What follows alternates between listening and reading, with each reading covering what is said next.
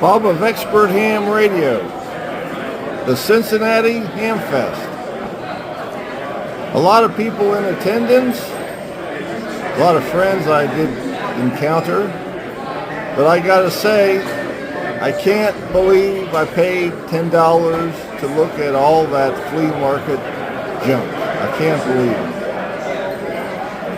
Hit the like button. Please subscribe.